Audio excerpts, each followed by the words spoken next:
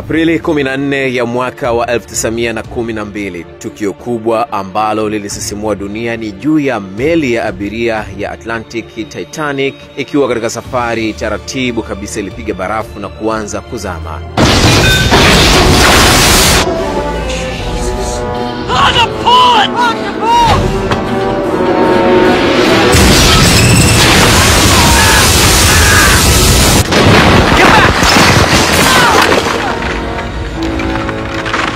Kwa mujibu wa taarifa, tukio hili la kuhuzunisha na kusikitisha lilipoteza maisha ya watu 1517 huku wengine zaidi ya 700 nao wakinusurika.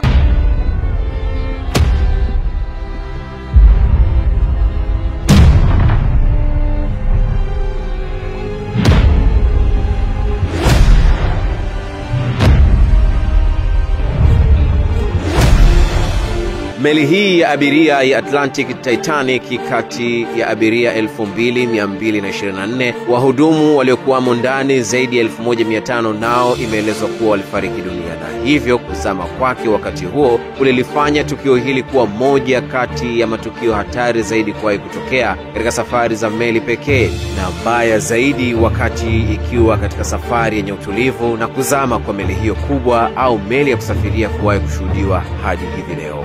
Iligonga barafu majira ya saa 11 na dakika 40 jioni. Is there anyone there? Yes, you see. Iceberg, right ahead! Thank you. Iceberg, right ahead! On the starboard! Starboard!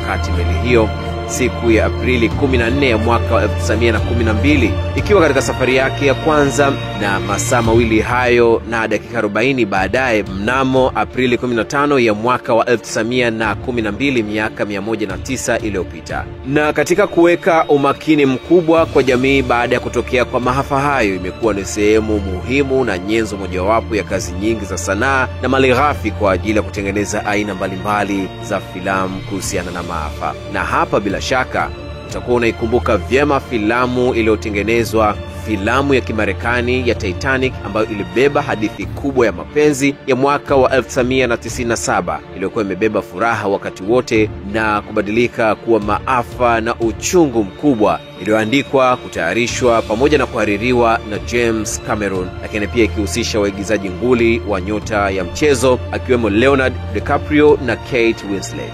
Meli hiyo maarufu kama Titanic ikiwa inamilikiwa na kuendeshwa na White Star Line ya nchini Uingereza, ilikuwa ni meli kubwa zaidi wakati huo ikitoa huduma, na inaelezwa Thomas Andrews ambaye alizaliwa Februari 7 ya mwaka 1873 ndiye ambaye alikuwa mfanyabiashara wa Kiingereza na mjenzi wa meli. Pia alikuwa mkurugenzi mkuu na mkuu wa idara ya uandishi wa kampuni ya ujenzi wa meli ya Harland na Wolff huko Belfast, Ireland. Naye kwa bahati mbaya alikufa katika janga hilo usiku wa kuamkia tarehe 15 Aprili 1912.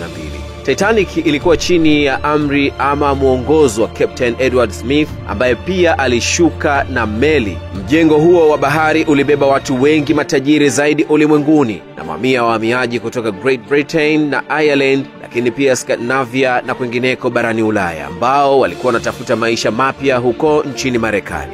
Nataka nikupe kwa uchache tu sifa ya meli hii, ambapo kiupekee kabisa makao ya daraja la kwanza ilibuniwa kuwa ya kipekee na ya kilele cha raha na anasa, ikitaradadi na kumbi za mazoezi, dimbwi la kuogelea yani swimming pool, maktaba ya kisasa, migahawa yenye hadhi ya juu, vyumba vya kupendeza. Hakika jambo hili liliwavutia wengi sana walioshuhudia meli hiyo. Lakini kama hiyo haitoshi, huduma nyingine ikiwemo mawasiliano nayo yalipatikana kwa urahisi mno kutoka sehemu moja kwenda sehemu nyingine.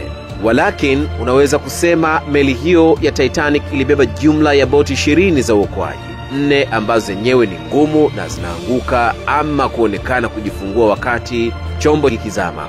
Boti za uokoaji zilizobebwa zilikuwa ni za kutosha kwa watu takriban 1178, karibu nusu ya idadi ya watu na theluthi moja ya uwezo wa watu wote, na hii ni kwa sababu ya kanuni za kiusalama baharini wakati huo. Baada ya kuondoka Southampton tarehe 10 Aprili ya mwaka 1912, meli hiyo ya Titanic ilipita Cherbourg nchini Ufaransa na Queenstown ambayo sasa ni Cobh Island kabla ya kuelekea magharibi na kwenda New York nchini Marekani. Lakini tarehe 14 Aprili, siku kama ya leo, siku 4 wakati wa kuvuka umbali wa takriban kilomita 600 kusini mwa Newfoundland, ilipiga barafu kali mnamo majira ya saa 11:40 jioni. Wakati meli hiyo ikiwa safarini, mgongano huo mkubwa ulitokea, na hali hiyo ilisababisha mabamba mawili ya meli kuingia ndani kando ya kingo zake upande wa kulia na kufungua sehemu 5 kati ya 16 za kuzuia maji yasiingie ndani. Wakati wa huo, abiria na wafanyakazi wengine nao walihamishwa kutoka boti za uokoaji ambazo nyingi zilifunguliwa. Idadi kubwa ya wanaume waliachwa ndani kwa sababu ya kutoa nafasi zaidi kwa wanawake na watoto kwanza. Saa 2:20 asubuhi Aprili 15, licha ya watu wengine kadhaa kuokolewa, kulikuwa na watu wengine zaidi ya 1000 ambao bado nao walikuwa ndani ya meli hiyo wakihitaji msaada wa kuokolewa. Hata hivyo, chini ya masaa mawili baada ya Titanic kuzama, waokoaji takriban 705 na waliongeza nguvu zaidi ili kuweza kunusuru maisha ya wahangao. Janga hilo lililetea dunia mshtuko, uchungu na maumivu makubwa kwa kupoteza maisha ya watu wengi na kuleta hasira zaidi kwa kile kilichoelezwa kuwa ni kasoro kadhaa za kiutendaji ambazo zilipelekea kutokea kwa tukio hilo. Manusura wa mwisho Elizabeth Gladys ama Melvina Den, ambaye alizaliwa Februari 2 ya mwaka 1912, alikuwa na zaidi ya miezi miwili tu wakati Titanic ikigonga barafu hiyo usiku wa Aprili 14 ya mwaka 1912 na kuzama chini ya masaa 3. Akiwa mchanga, alikuwa amevikwa gunia na kuteremshwa ndani ya boti ya uokoaji katika bahari Atlantic, lakini pia kukiwa na baridi kali. Yeye alifariki dunia siku ya Jumapili, Mei 31 ya mwaka 2009 akiwa na umri wa miaka 97. Tukio hili linakumbusha mambo mengi yenye kusisimua na kuhuzunisha.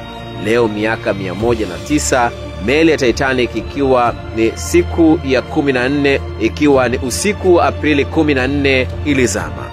Hata hivyo, tahadhari kubwa za kiusalama kwa vyombo vya majini nazo zimezidi kuzingatiwa.